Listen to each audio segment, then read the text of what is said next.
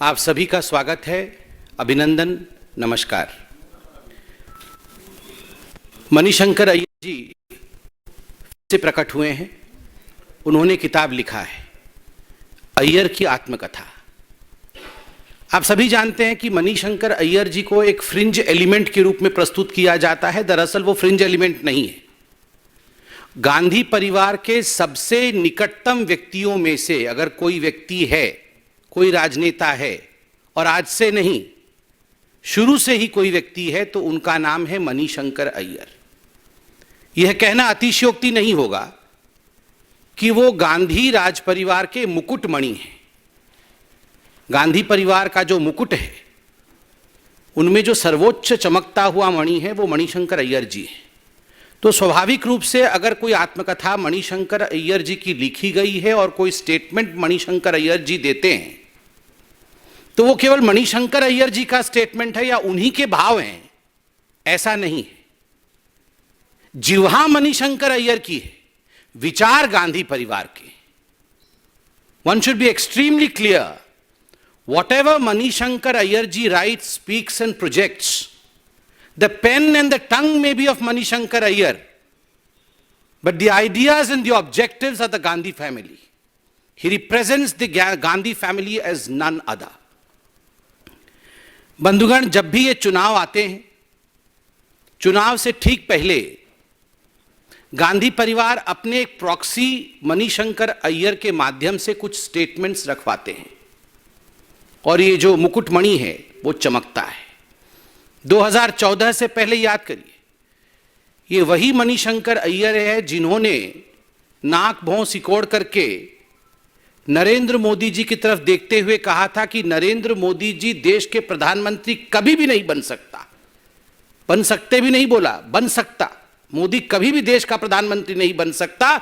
ज्यादा से ज्यादा अगर वो चाहे तो आके जो प्लेनरी सेशन और जो कांग्रेस का सम्मेलन हो रहा है दिल्ली में, उसके बाहर टेंट लगा करके चाय बेचने का काम करे। नतीजा आप सबको पता है। देश की जनता ने नरेंद्र मोदी जी को, भारतीय जनता पार्टी और एनडीए को थंपिंग मेजॉरिटी के साथ सरकार बनाया।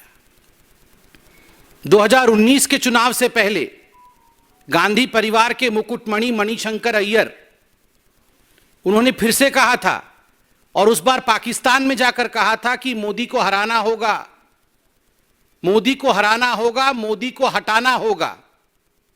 ये वही मणिशंकर अय्यर है जिन्होंने 2019 के चुनाव से पहले घोषणा की थी और जिस प्रकार के भाषा का प्रयोग किया था और कहा था कि नरेंद्र मोदी एक नीच आदमी है। देश के तमाम लोग आश्चर्यचकित रह गए थे कि आखिर गांधी परिवार के सबसे नजदीकी व्यक्ति इस प्रकार के शब्दों का प्रयोग प्रधानमंत्री के लिए कैसे कर सकते हैं। उसका भी नतीजा आपने देखा था। लोगों ने इस प्रकार के घमंड से भरे स्टेटमेंट्स और इस प्रकार घमंड से भरे नेताओं का हश्र क्या किया। 2024 का चुनाव आ रहा है, मुकुटमणि फिर से चमके। इस बार बोला ही नहीं, किताब भी लिख डाला है, और एक विषय पे नहीं, अनेक विषयों पे बोला है। मुख्यतः 3 P's, P1 परिवारवाद, P2 पक्षपात, हिंदुओं के खिलाफ पक्षपात, और P3 जिसके लिए घमंडिया के सारे नेताओं में होड़ लगी हुई है और लगेगी भी, पाकिस्तान। परिवारवाद, पक्षपात और पाकिस्तान, इन तीनों विषयों पर, और ये 3 विषय, ये जो घमंडिया अलायंस है, ये 3 विषय इस घमंडिया अलायंस के सबसे फेवरेट विषय हैं। उस पर मणिशंकर अय्यर जी ने थेसिस प्रस्तुत किया है, और अलायंस के जो the soul of the alliance has been presented by Manishankar Aiyar in the written format. जो अलायंस का आत्मा है उसे आत्मकथा के रूप में मणिशंकर अय्यर ने रखा है। परिवारवाद, आप देखिए, परिवारवाद को लेकर पीवी नरसिम्हा राव, जो कांग्रेस के ही प्रधानमंत्री रहे, उनके लिए जिस प्रकार के शब्दों का प्रयोग किया गया है, यह स्पष्ट रूप से दिखाता है कि गांधी परिवार के प्रवक्ता गांधी परिवार से बाहर कोई और व्यक्ति देश का प्रधानमंत्री बन जाए, चाहे वो कांग्रेसी ही क्यों ना हो, इस विषय को सह नहीं सकते, कदाचित सह नहीं सकते हैं। और मैं याद दिला दूं, पीवी नरसिम्हा राव जी वो व्यक्ति थे जो थे कांग्रेस के, मगर गांधी परिवार के नहीं थे, और गांधी परिवार से बाहर कांग्रेस के वो प्रथम व्यक्ति थे जिन्होंने 5 वर्ष के कालखंड को बतौर प्रधानमंत्री पहली बार पूरा किया बगैर गांधी परिवार के होते हुए। यह गांधी परिवार कभी सह नहीं सकती थी। इसलिए मणिशंकर अय्यर द्वारा बुलवाया गया कि पीवी नरसिम्हा राव ये तो भारतीय जनता पार्टी के, ये तो कांग्रेस के ही नहीं है। आप समझिए, जब सोनिया गांधी जी ने पीवी नरसिम्हा राव के मृत शरीर को कांग्रेस के मुख्यालय के अंदर आने से इनकार किया था, उसके पीछे के भाव को आज अनेकों वर्षों बाद मणिशंकर अय्यर जी ने जस का तस किताब और अपनी आत्मकथा और उसके बाद अपने प्रेस वार्ता में प्रेजेंट किया है, उसे रखा है। आश्चर्य लगता है कि वही मणिशंकर अय्यर है जो परिवारवाद में इतने अंधे हैं कि जब राहुल गांधी जी की ताजपोशी हो रही थी और मीडिया बंधु आप सब ने जाके उनसे पूछा था कि ये तो परिवारवाद है, इलेक्शन नहीं होगा क्या, तो उन्होंने कहा था, अरे जब शाहजहां के बाद औरंगजेब बन गया था तो कौन सा इलेक्शन हुआ था, औरंगजेब तो आराम से बन गए थे, तो अब राहुल गांधी बन गए तो कौन सी बड़ी बात है। तो परिवारवाद के इतने बड़े भक्त हैं, स्वाभाविक रूप से आज नरसिम्हा राव जी के लिए इस प्रकार के शब्दों का प्रयोग कर रहे हैं। पक्षपात, हिंदुओं के खिलाफ पक्षपात, यह ना केवल कांग्रेस अपितु ये जो घमंडिया अलायंस है इसका एक बेसलाइन है। और चुनाव से पहले ठीक इस पक्षपात को मणिशंकर अय्यर जी को एक फ्रिंज के रूप में प्रस्तुत करके इस विषय को रखने का प्रयास किया गया है। वो फ्रिंज नहीं है, मैं बार बार याद दिला रहा हूं। और ये किताब का भी आना ये महज एक कोइंसिडेंस नहीं, बहुत सोच समझ करके अलायंस के विचारधाराओं को थेसिस के रूप में प्रस्तुत किया है मणिशंकर अय्यर जी ने। और इस किताब में वो लिखते हैं, भव्य राम मंदिर का निर्माण चल रहा है, देश की जनता शांतिप्रिय तरीके से इस विषय को उन्होंने ग्रहण किया। माननीय प्रधानमंत्री, यशस्वी प्रधानमंत्री नरेंद्र मोदी जी ने उद्घाटन किया, शिलान्यास किया, एक इतिहास रचने जा रहा है। और उस समय यह कहना कि मैं तो बाबरी मस्जिद का पक्षधर हूं, ये मैं तो बाबरी मस्जिद का पक्षधर हूं, ये मैं नहीं है, ये घमंडिया अलायंस है, ये कांग्रेस पार्टी की मूल विचारधारा है।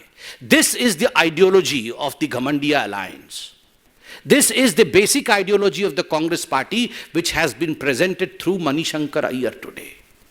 आप सोचिए, ये वही मणिशंकर अय्यर है जिन्होंने 2019 के चुनाव से पहले राम मंदिर का विषय जब कोर्ट में चल रहा था तब उन्होंने कहा था कि अयोध्या के महल में तो 10,000 कमरे थे, क्या भारतीय जनता पार्टी या हिंदू ये प्रूव कर सकते हैं कि किस कमरे में भगवान राम का जन्म हुआ था।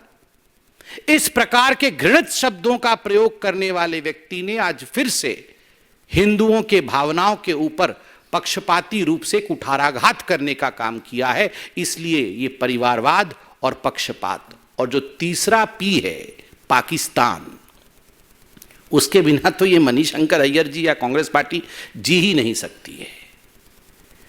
अगर पाकिस्तान परेशान हो, पाकिस्तान के ऊपर आफत आ जाए, पाकिस्तान के ऊपर सर्जिकल स्ट्राइक हो जाए, एयर स्ट्राइक हो जाए, बाण लगता वहां है, छटपटाहट होती यहां है। मुझे बड़ा आश्चर्य हुआ, कल का दिन कितना बड़ा दिन था। आप सोच के देखिए, हिंदुस्तान ने पूरे विश्व में एक कीर्तिमान स्थापित किया, चंद्रयान साउथ पोल में लैंड कर रहा है।